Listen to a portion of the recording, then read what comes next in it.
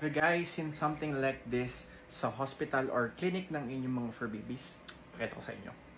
This is what you call an infrared na may oxygen chamber cages that we have here at Pathology Emergency Animal Hospital. And currently now, yung may mga mailaw, may pasyente yan. Yan yung itsura na aming confinement cages right now. By the way guys, we have a separate non-infectious confinement area. Ito po yung confinement area namin para po doon sa mga may sakit na animals na hindi nakakahawa sa kapwa nila animals. And guys, dito naman ang aming infectious area. Yan, dito po nakalagak or nagko-confine kami ng mga potentially infectious na mga pasyente. We have a separate nurses na nakabantay doon sa aming infectious and non-infectious. Magkasabay silang nagjo-duty. Pero yun, magkahiwalay sila to eliminate yung chances na mahawangin yung mga dogs or cats. Ayan, currently we have 2 or 3 patients right now. Yung isang side namin, ito wala silang infrared right now, pero we will upgrade this someday or soon. Ito, meron lang tayo dito 4 for now. And dito guys, before you go, it is required then to change your footwears. Ayan, hindi mo pwede ipasok yung ginagamit mo sa loob dahil isa-spread mo yung sakit all over the hospital kapag hindi ka nagpalit. Ayan. Lahat po yan, puro parvo patients po. Currently, we only have 3 patients under our infectious area. Ayan si Angge, ang aming pinakamasipag na nurse. Ito yung aming nursing station. Katabi lang, 24 hours nakabantay ang ating mga nurses sa mga naka-confine. Dito muna tayo sa non-infectious natin.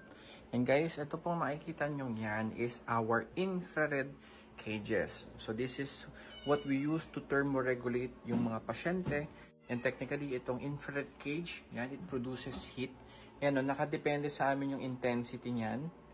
Ayan, sobrang init niyan. And it helps na mag-maintain ng temperature sa mga pasyente so that they will recover. And this one has a lot of benefits as well. Explain ko sa inyo. Ito pong infrared cages natin is just one of the things that we do to improve or elevate yung practice namin dito sa aming hospital. And yung mga benefit po na nabibigay ng infrared cages ay ito. Number 1, nabanggit ko na kanina, yung mga pasyente pong recently na operahan, may sakit, usually they have problem with regulating yung kanilang temperature. Madali silang lamigin, so yung pagbibigay po ng init like the infrared cages provides helps them to regulate their temperature under normal na levels para hindi sila magkaroon ng hypothermia. Bukod po doon, ang infrared cages provides anti-inflammatory effect or parang pain relief, partial pain relief to our patients, lalo na yung mga bagong opera lamang. And it accelerates yung blood flow ng katawan, and it really suits or masarap talaga siya sa pakiramdam kapag nilagay mo yung katawan o yung kamay mo, even yung hands mo lang doon sa loob ng cage, you will really feel relieved doon sa loob nun.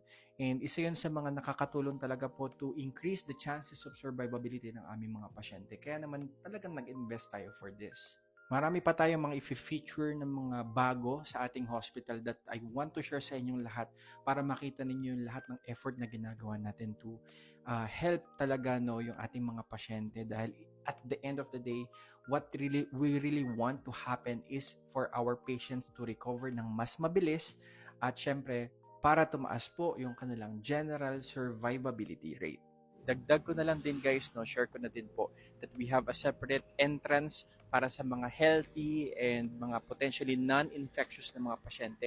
Dito po sila pumapasok, mga nagpapabakuna, mga nagpapacheck up na hindi nakakahawa sa kapwa nila aso. At kung ang aso naman po or pusa ay potentially infectious, doon po sila pinapapasok sa aming emergency, at yung mga fur parents, yan po naghihintay sa may labas lamang at bawal po silang tumambay sa loob.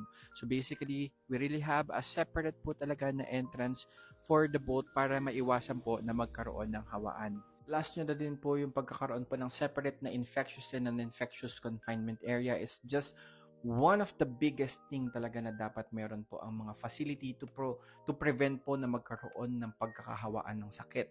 And bukod po doon, pagkakaroon din po ng mga 24/7 nurses separately for both infectious and non-infectious ay napakahalaga.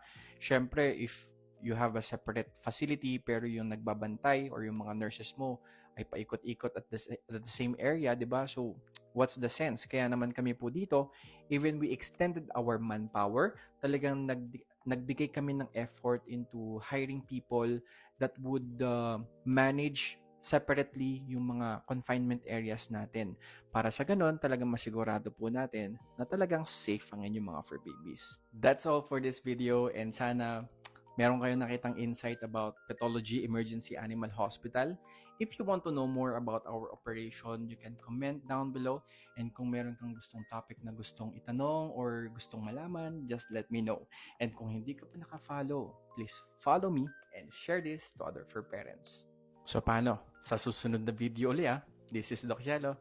Bye-bye!